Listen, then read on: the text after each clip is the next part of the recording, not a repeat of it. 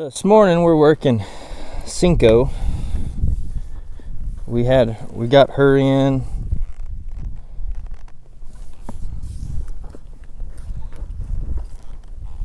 about 8-9 days ago.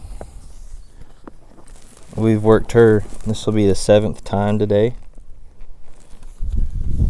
She's progressed really well. We're looking to put a first ride on her today.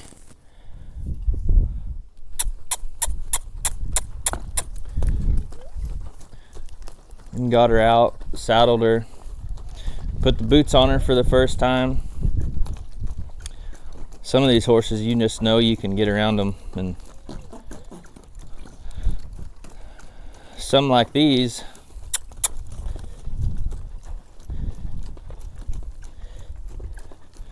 can be a temptation to miss some steps, but you need to make sure that we go in and we touch all our bases, and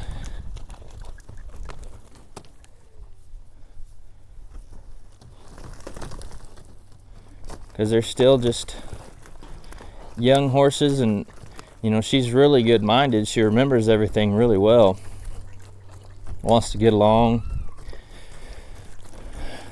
but she needs the repetition just for her own sanity, her own confidence. She needs the repetition, just like one that's a little harder headed, where she comes out and knows what we're doing and has confidence in what we're doing.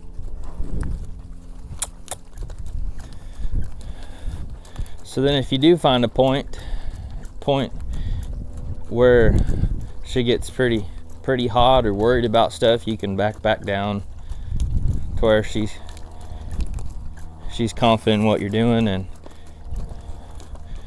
get her to calm down and start again. So just kind of warming her up, letting her feel that saddle, reminding her of the groundwork we've been doing. Then we're going to work on a few new things we hadn't worked on yet. We're going to put this blanket all over top of her, going to pick her feet up, get on and off of her, see if we get a first ride on her today.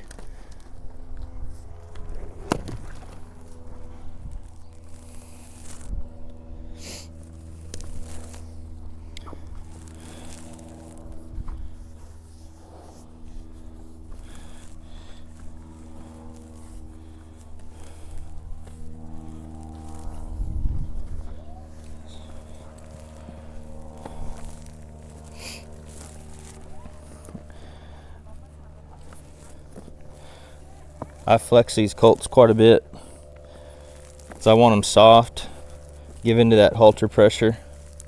It's going to tie into our one rein stop. When I get on them, I flex them. Once I've gotten on them quite a bit,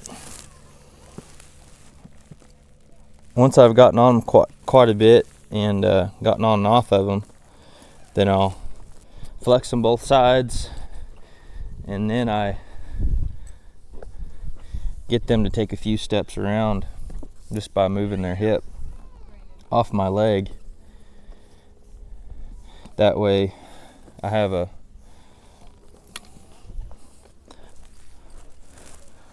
one rein stop on them, and then I start moving them out, stopping them, moving them out, stopping them, and then as we work into working ourselves through the gates, walk, trot, canter, I started to build in my brakes, and that horse starts to move off of my leg.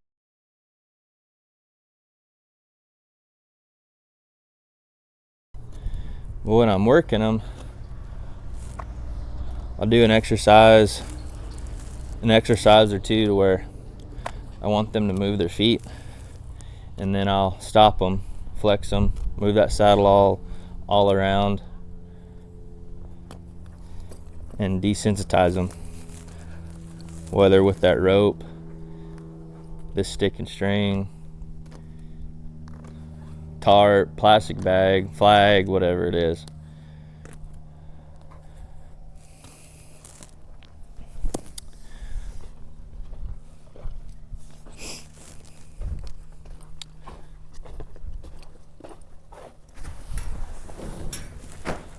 This coat probably won't do too bad with this blanket, but we want to touch all the bases.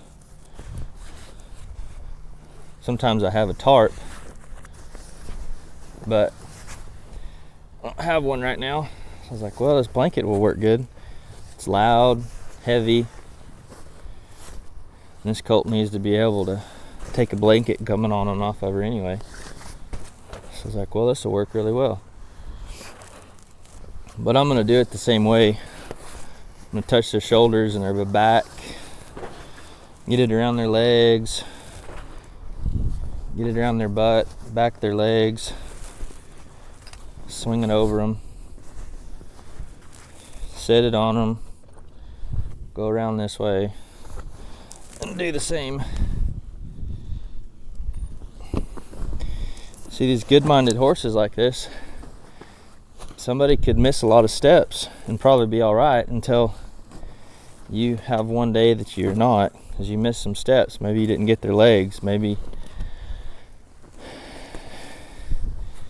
you hadn't worked around their head enough, maybe their back legs, maybe you haven't taught them to stand still, to flex, and run into a problem later on. And sometimes you don't ever have any problems, but you'd hate for a good-minded horse like this to have any problems. I just want to. Yesterday we worked on some head shy stuff, just rubbing all over them, swinging my hand around them. And we'll see if we can get this over her head.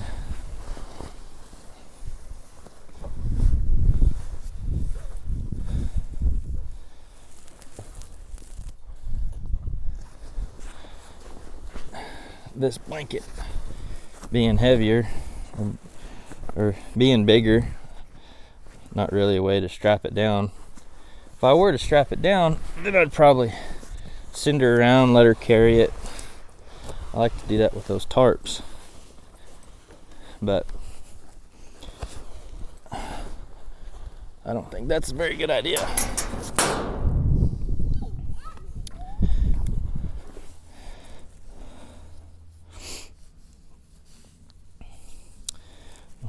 I'm going to touch on some of these things we worked on yesterday. Just get them to lower her head.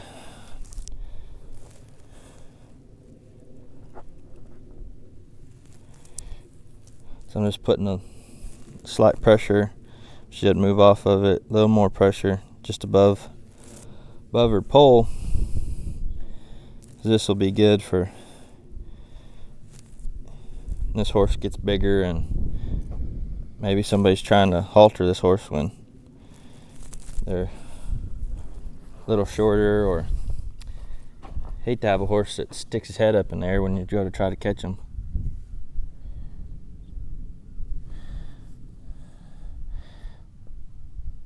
And it's also good they have to relax in order to do it. And it does help them relax as well and get comfortable with you.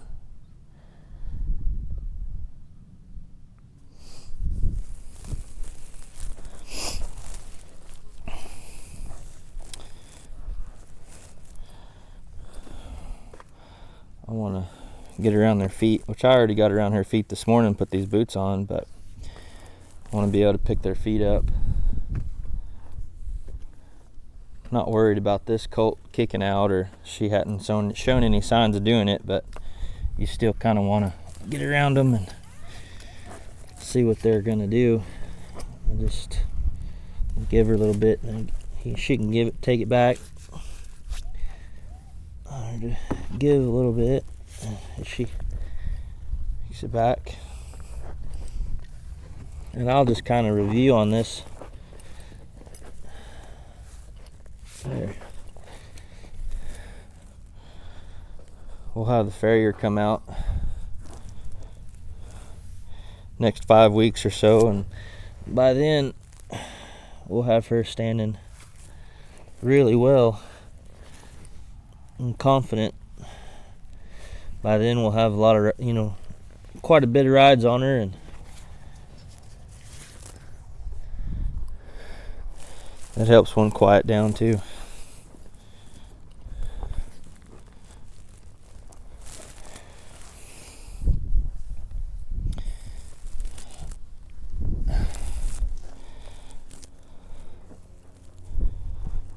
There. Just want her to feel that pressure and give to that, pick that foot up a little bit. Want her to be able to do that without me having to reach down there, just kind of feeling it out.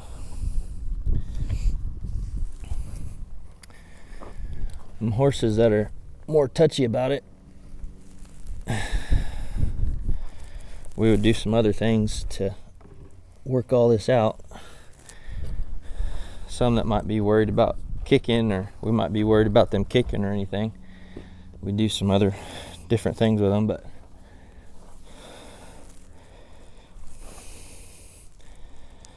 with her, she's good-minded about stuff. She acts like she's already broke, but she's just really good-minded. She's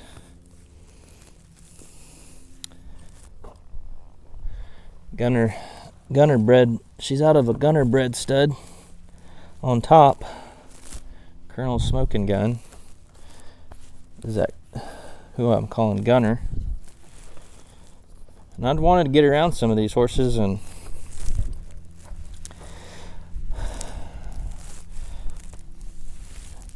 she's been a good example of them. The first good one to get around. Just good-minded, pretty. Like I said, acts like she's already broke.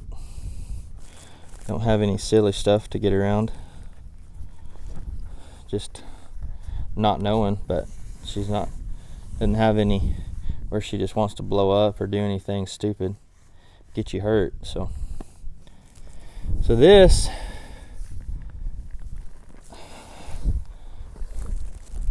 one thing I do before I get on them is just let them.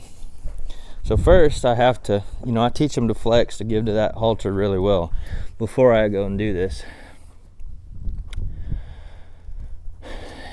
And I've taught them to follow that pressure through a turn. So put that lead rope over their butt, have them follow that pressure through that turn and come back to me. So we'll do that before we do this as well. And but with this, I want to see her give into that pressure. So she's keeping a good bit of slack in that rein, and then I just want her to follow that pressure around that turn. And she might freak out a little bit about it, but that's all right. Want her to move that shoulder over, and then her hip over, and her shoulder over, and her hip, and so I want her to think about following that pressure through that turn, because I'm going to need that when I get on her, when I'm disengaging that hip, and she needs to be soft to that lead rope. See, she's not wanting to. There.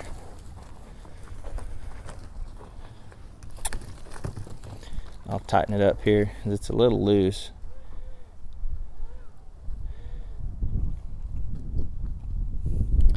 But I want her to move through that turn soft, and I'll let her sit here a second, let her get soft, and then I'll go back up to her and tighten it up a little bit.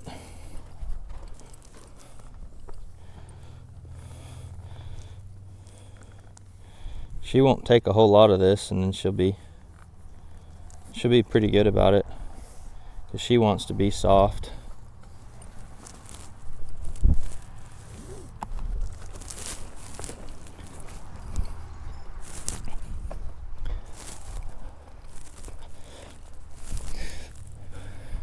See, but I've taught them how to give to that pressure already, and I've taught her how to move her body. So I've taught her how to move her front end around. I've taught her how to move her hip around. And everything we do is putting it together later on. We teach them quite a few things, but it's all part of the equation, and every bit of it's important. So I'm gonna just let her stop and get soft to that again.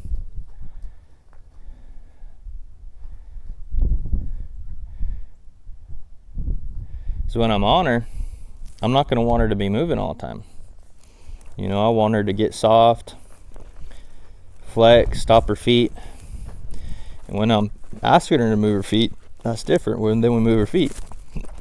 But when I'm not asking her, I want her to sit still, be quiet, and get soft. The way she can calm her mind down, get some air. And it's not always just a big old rush. We can keep everything pretty quiet and calm and work on an exercise, flex, sit still, quiet, then go back and work on another one, or work on the one we were working on, whatever.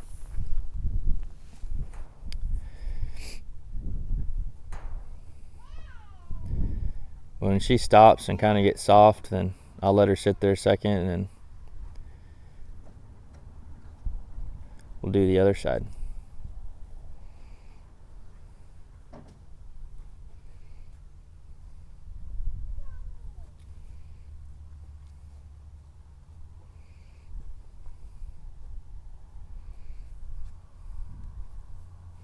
I really like how this horse travels. I know she's gonna lope around really, really nice and strong. You can just see it in her shoulders, see it in her.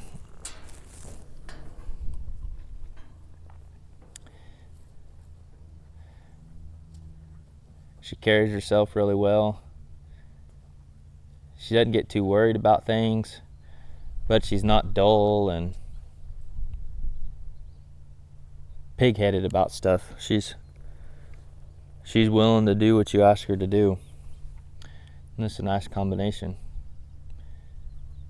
She's definitely a bit more laid back than a lot of the cow horse. You know, full cow horse bred horses I've been around. For sure, they're running bred horses I've been around.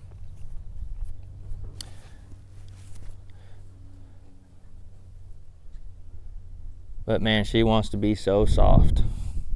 There's one thing I've noticed about her. And we got another 2-year-old that we're working as well, from the same customer. And that horse is Gunner and Wimpy's little step bred. Unless I have the two mixed up. But anyway, other horses, double bred reining as well. And she's a lot the same way, just wants to be super soft.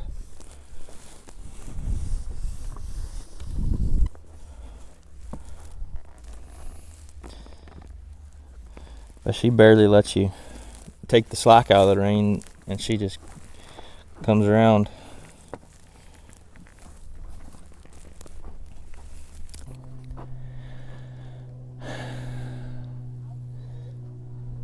Just let her get soft a second, and then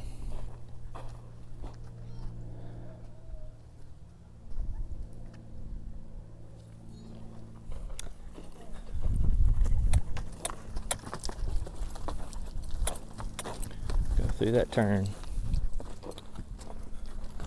There. And go through that turn.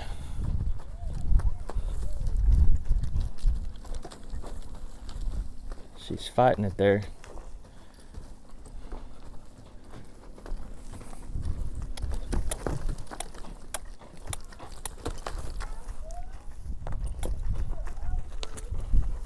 There you go. There you go. There you go.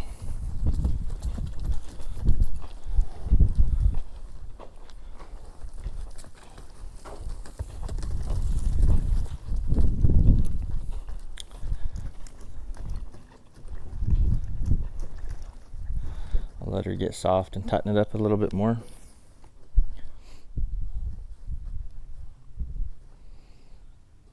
See, if it's too loose, they kind of think about running off instead of, or running forward instead of going through that turn. So you kind of have to fill it out a little bit. You don't want it too tight, especially the first time you do it.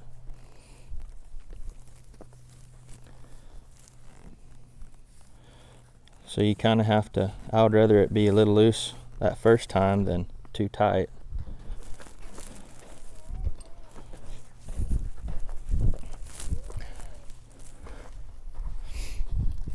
See, now she's thinking about turning through that turn. So I want her hip to go through, then her shoulders. And her hip to go through, and her shoulders. And her shoulders. And her hip. And her shoulders. And her hip. And her shoulders. See, and she's getting a little worried about it, which is alright. I'd rather her worry about it while I'm on the ground than when I'm riding her.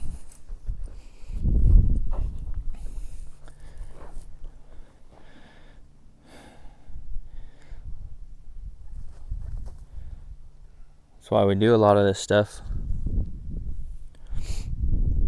Do a lot of this stuff while we're on the ground,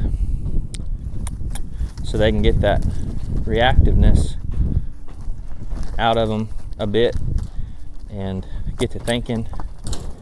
And they've gone through a lot of the same mechanics on the ground, things that we're going to need them to do on their saddle,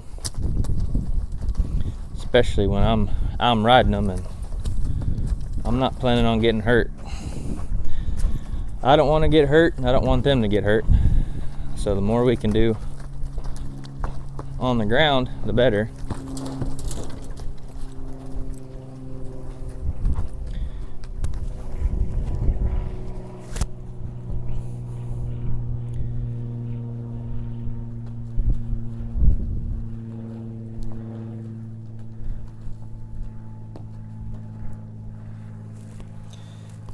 We start and own a lot of really nice horses, and we've got to keep them healthy, keep them in good shape. You know, we put a lot of effort and time into keeping their bodies in good shape, and getting them high quality feed, and getting their teeth done, and worming them, and taking good care of them, keeping their stalls clean, keeping their manes and tails in good shape, keeping their hair coats in good shape. But when we're training them, we want to do everything we can to not get them hurt.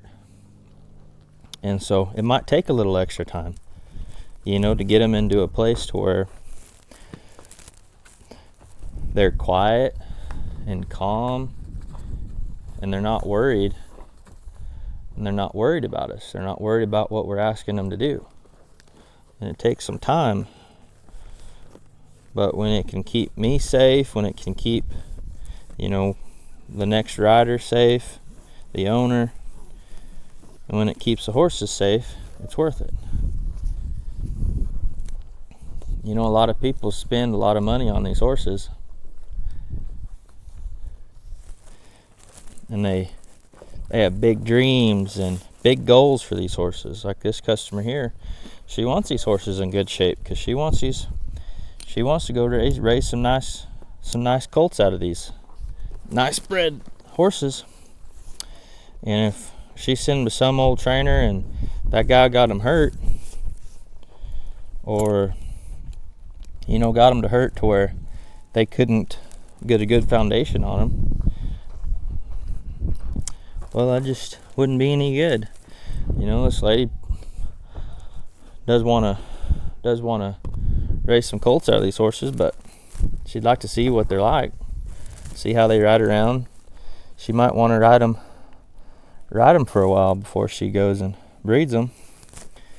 And if they went and got hurt, well, she couldn't do that. So we're just reminding her right here.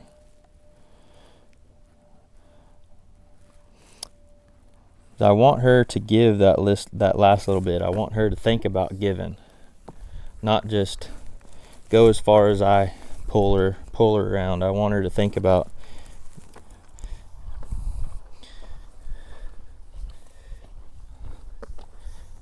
you see, I barely take any pressure out of that lead rope or any slack out of it, and she just follows that right around, and then she keeps her head right there. She's not eager to jerk it away and go do something else.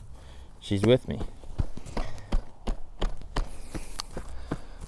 When I'm prepping them to ride them, I want to get all this, because when you get on right here, your boot's going to swing around, probably touch them in the butt right here. You might kick them around. You may not be very graceful, so I want to feel all of this stuff out, and I want them to stand here quiet. I don't want anything to surprise them. I want to prepare them for it. I remember one of the first people I saw talking about colt starting was I bought a Chris Cox DVD, and I still just really like how he gets around the colt. So he's confident about it. He's in there not sneaking around them. He's not, he said, "Man, we're in here to get a job done. Let's get in here and get everything, not sneak around them and let them know you're here." And these horses, once you teach them about, here's the difference between me asking you to move your feet and when I want you to sit here. And once you teach them that difference, it calms them down when you're not sneaking around them. But when you're sneaking around them, they get worried and anxious about it. And so you got to have confidence about it. And if you got to find somebody to help you get that confidence or whatever, well, that's what you got to do.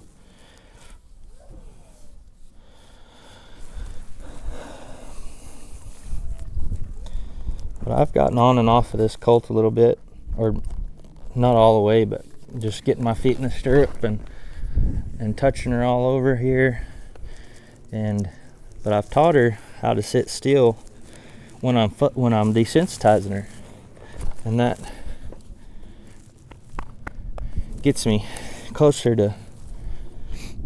It's all part of it. It's all built on the other thing. You do something first day, you got to be consistent with it, and if you follow somebody's really good program to where everything ties in well, and then as you're going, you tie the next thing in, and as you're needing to learn more, you just tie those things into your program to where everything's consistent and makes sense. Then you're able to do a good job, and you're able to keep building those horses' confidence because you're doing the same stuff, you're just building on it.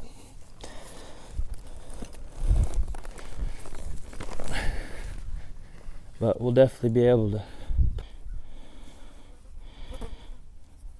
once I get a couple rides on this filly, or I like to put a few rides on them just in a nice Bozal.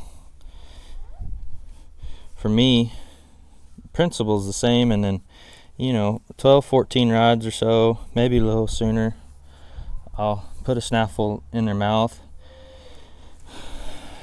and it's all the same stuff. It's just teaching them to flex on the ground, given to that, but then we rode them the same as I'm going to ask them to ride in a snaffle up to that point, so it's not a hard transition. Those colts, they're kind of heavy, a little bit heavy on that snaffle for a day or two, but you teach them to flex and they get over it pretty quick.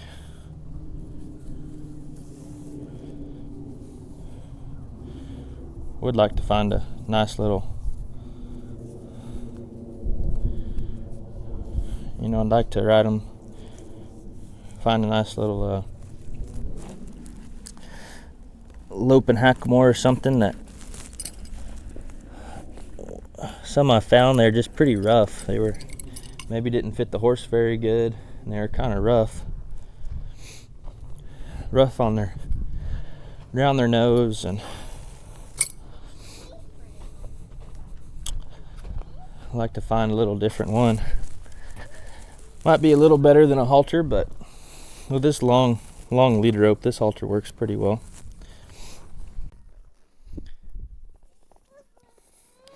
So I am in here by myself, but I want to be able to kind of move them off and then stop them, and move them off and stop them. But now I got both my feet on her. We'll just get a few steps forward, like she's doing. I'll take my feet off and pull it one rein, stop. And she gets soft, and then I'll let her go. Got to keep her feet still and get soft, like that, right there. So we'll go again. And we'll just let her take a few steps. She's doing good right here. Take my feet off, pull around,